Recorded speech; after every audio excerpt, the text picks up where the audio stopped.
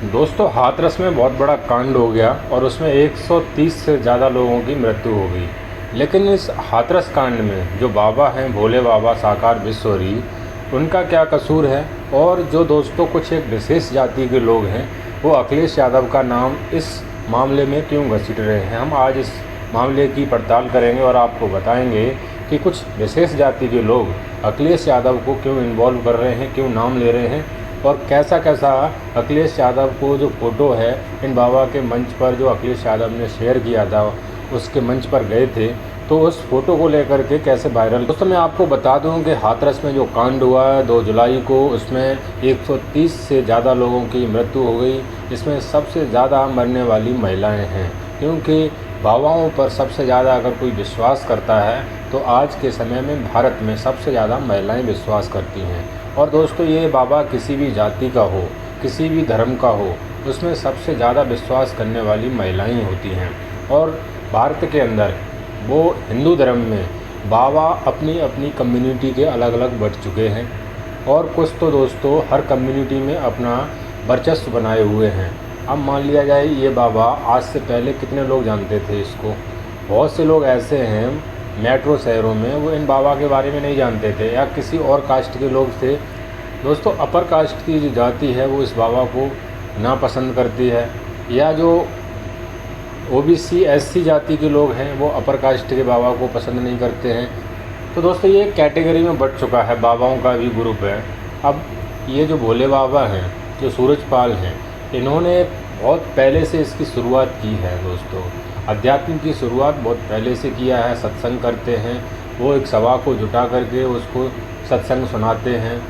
तो इस प्रकार की घटना घटने से पहले कौन जानता था इनके बारे में? दूसरी सबसे बड़ी बात है कि धीरेन्द्र शास्त्री हो, प्रदीप मिश्रा हो, इस प्रकार के देवकी नंदन हो, इस प्रकार के जो बाबा हैं, उनका क्या काम है दोस्तों? वो भी इसी प्रकार के काम करते हैं, पर्ची निकालते हैं, पर्ची निकाल के नाम बताते हैं। धीरेन्द्र शास्त्री ने जो मध्य प्रदेश में दोस्तों बहुत बड़ा अपना एक आश्रम बना रखा है, वो कहाँ से आई इतनी ज़मीन? इतनी एज में इतनी ज़मीन को हड़प करके अपने आश्रम को खड़ा कर देना, एक पूरे ताम झाम को फ्लाइट से चलना, जेट से चलना, और दोस्तों तमाम प्रकार की गाड़ियों के काफ़िले के साथ चलना, और कोई भी कथा करने से पहले एडवांस लेना, ये सब कथा में जाकर के बताते हैं कि पैसा मोह माया को त्याग करके भक्ति में लीन हो जाओ, भगवान को पहचानो।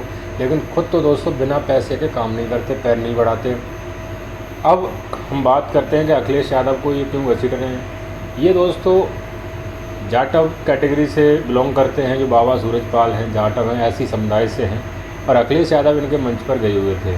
तो अपर कास्ट के जो लोग हैं, जो ब्राह्मणवादी सोच के, मनुवादी सोच के लोग हैं, वो अखिलेश यादव को इसलिए टारगेट कर रहे हैं कि ये बाबा है, अखिलेश यादव ने इनको बढ़ाया है, अखिलेश यादव के ये गुरु हैं, अखिलेश यादव इनके चेला हैं, अखिलेश यादव इनको सपोर्ट कर रहे हैं। लेकिन ऐसा कुछ नहीं है। अगर ऐसा है तो मोदी भी तो दोस्तों आसाराम बापू के मंच पर गए थे। आसाराम बापू कई साल से जेल में बंद है, बलात्कार के मामले में बंद है। तो ऐसे तो कोई भी किसी के मंच पर जाता है तो इसका मतलब वो उसे बढ़ाता है? नहीं, उसको बढ़ाते हैं केवल अंधविश्वासी। किसी बाबा पर विश्वास करने से ज़्यादा बेहतर होगा आप किताबें पढ़ें, आप अध्यात्म की किताबें पढ़ें, उससे ज्ञान प्राप्त करें, आप ध्यान लगाएं, मेडिटेशन करें, उससे आपको ज्ञान की प्राप्ति होगी। किसी बाबा के पास जाने से, ये पाखंड को फैलाने से नहीं होगी। चाहे वो धीरेन्द्र शास्त्री हो, प्रदीप मिश्रा हो, देवकी नंदन हो, या सूरजपाल हो, चाहे वो किसी भी समुदाय से हो, ये कोई बाबा किसी का उद्धार नहीं कर सकता, किसी को भगवान से नहीं मिला सकता, ना ये भगवान होता है। दोस्तों, सबसे बड़ी बात है कि अखिलेश यादव का इसमें कोई इन्वॉल्वमेंट नहीं है, लेकिन एक विशेष जाति के लोग हैं, वो ऐसी अफवाहें फैला रहे हैं मार्केट में। इन पर ध्यान न दे करके प्रशासन और शासन को इस पर कार्रवाई करनी चाहिए, और ऐसे तमाम जो बाबा मार्केट में हैं, चाहे वो अपर कास्ट का हो या फिर ओबीसी का हो, एससी का हो, सभी पर ऐसे बड़े बड़े जनसभाएं करने पर प्रतिबंध लगाना